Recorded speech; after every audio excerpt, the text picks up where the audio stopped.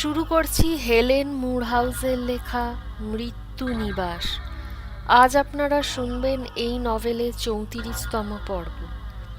গল্প শুরুর আগে নতুন অডিয়েন্সদের কাছে আমার রিকোয়েস্ট, যারা এখনও আমাদের পরিবারের সদস্য হননি তারা দয়া করে আমাদের চ্যানেলটিকে সাবস্ক্রাইব করে আমাদের পরিবারের সদস্য হয়ে যান।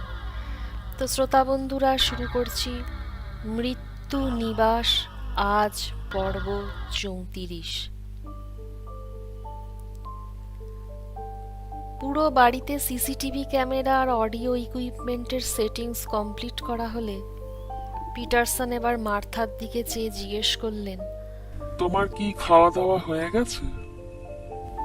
হাসল মার্থা। বাস্তবিকই তার এখন খিদে পেয়ে গেছে। সেই কোন সকালে হোটেল থেকে খেয়ে বেরিয়েছিল, তারপর থেকে পেটে প্রায় কিছুই পড়েনি। তাই সে বলল, তোমরা যখন ডিনার খেতে বসবে তখনই আমি খেতে বসবো। তোমার কাজ কি কমপ্লিট? রুবির দিকে একবার চেয়ে তারপরেই মার্থার দিকে চেয়ে পিটারসন বললেন, প্রায় কমপ্লিট বলতে পারো। বেশ, তবে চলো এখন খেয়ে নেওয়া যাক। মার্থা এগিয়ে যাচ্ছিল কিচেনের দিকে, কিন্তু পিটারসন তাকে বাধা দিলেন। বললেন, আজকের ডিনারটা আমি রাঁধবো। তাহলে চলো দুজনে মিলে রান্নায় হাত লাগাই। না, তোমাকে কোনো কিছুতে হাত দিতে হবে না। পুরো ডিনারটা আমিই রাঁধবো। তুমি বসে থাকো বলছি। শেষের কথাটা এমন জোর দিয়ে বললেন পিটারসন যে মার্থা বাধ্য হলো তার নির্দেশ মেনে নিতে। ওর মনে পড়ল ওর প্রাক্তন স্বামী ড্যান কখনো কোনোদিন তাকে বলেনি যে তুমি বসো, আজকের রান্নাটা আমিই করছি। হাজার ক্লান্তির মধ্যেও মার্থাকে একাই কিচেনের কাজ করতে হতো। আজ পিটারসনের কাছ থেকে এইরকম একটা কথা শোনার পর থেকে আগের জীবনের কথা নতুন করে মনে পড়তে লাগলো মার্থার।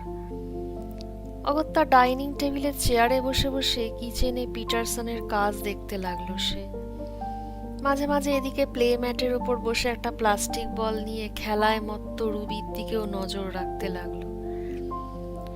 রান্নাঘরে ব্যস্ত পিটারসনের কাজ দেখে মার্থার মনে হলো, না, মানুষটা সত্যিই সব কাজে পারদর্শী।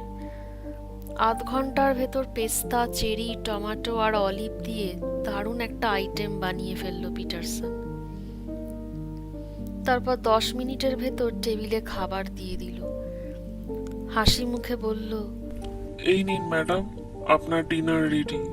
যে আইটেমটা আজ বানালাম সেটাকে আমি বলি লিন গ্রিনি। খুব জোরে হেসে উঠল এবার মার্থা। কতদিন পর আজ কারোর সাথে হালকা রসিকতা করার সময় এলো ওর। হাসতেই থাকলো। এমন কিছু জাঁকালো রসিকতা করেনি পিটারসন যেমন ভাবে হাসতে হবে তাকে। কিন্তু খাবারের এই আইটেমটাকে পিটারসন এইরকম একটা অদ্ভুত নাম দিয়েছে শুনে মার্থার হাসি আর থামে না। মার্থার হাসি দেখে নিজেও খানিকটা হতচকিত হয়ে গেল পিটারসন। সে ভাবল, বুঝি এমন কি কথা বলে ফেলেছে যা হয় তোর বলা ঠিক হয়নি। ফিরে গেল কিচেনে। এমন ভাবে আবার কাজে ব্যস্ত হয়ে পড়ল যেন সে মার্থার উপস্থিতি সম্বন্ধে সচেতন নয়। নিজেকে সংযত করতে বেশ কিছুক্ষণ সময় লাগলো মার্থার। পরে অনেকটা ধাতস্থ হয়ে খাওয়ার দিকে মনোযোগ দিতে পারল সে।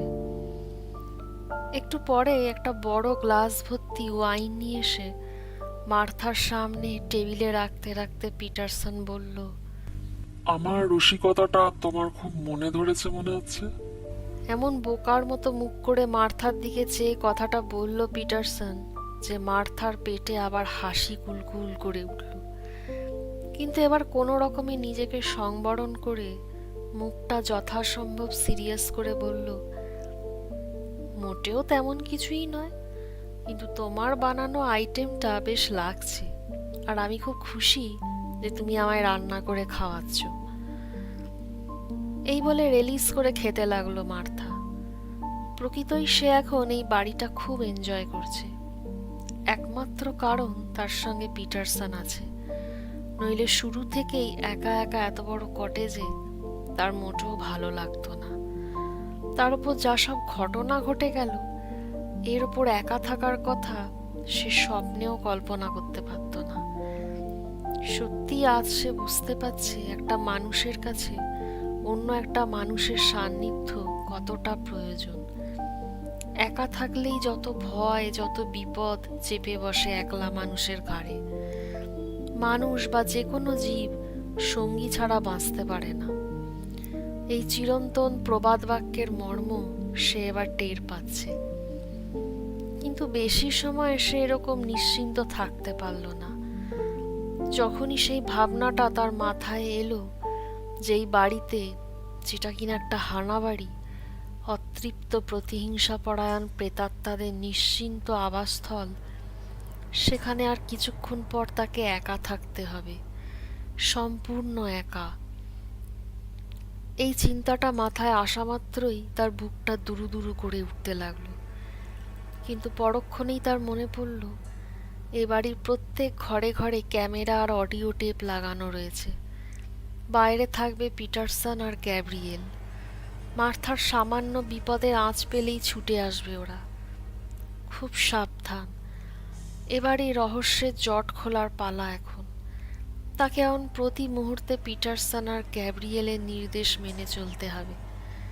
তাকে এখন যতটা সম্ভব ফ্রি থাকতে হবে। এ বাড়িতে প্রথম পদার্পণের সময় যেরকম রিল্যাক্সড মুডে ছিল সে, ঠিক সেরকম হয়ে থাকতে হবে। কথাটা মনে হওয়া মাত্র সে মন থেকে ঝেড়ে ফেলে দিল যাবতীয় সংশয় আর দুর্ভাবনা। মাথাটাকে দুশ্চিন্তামুক্ত রাখতে গ্লাসে আরো ইঞ্চিটাক ওয়াইন ঢালল সে।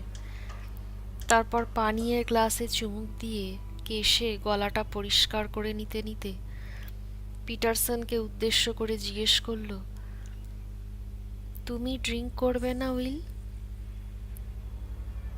মার্থা লক্ষ্য করল পিটারসনের সামনে ওয়াইনের গ্লাস নেই, আছে এক গ্লাস ভর্তি পানীয় জল। মুখে পেস্তার একটা খণ্ড পুড়ে মাথা নাড়ল উইল। বলল, আজকে রাত একেবারে নো অ্যালকোহল। মাথাটাকে আজকে পুরোপুরি ফ্রেশ রাখা দরকার। তাহলে আমিও আজ খাবো না, বলে সামনে রাখা পানীয়ের গ্লাসটা আলতো ঠেলে দূরে সরিয়ে দিল মার্থা। পিটারসন গ্লাসটাকে মার্থার দিকে আলতো করে পাল্টা ঠেলে দিয়ে বলল, তোমার খাওয়া দরকার। ওটা খেলে সাহস বাড়বে, মনের ভয় আর নার্ভাসনেসটা কাটবে। কারণ এ বাড়িতে তোমাকেই তো একা একা থাকতে হবে।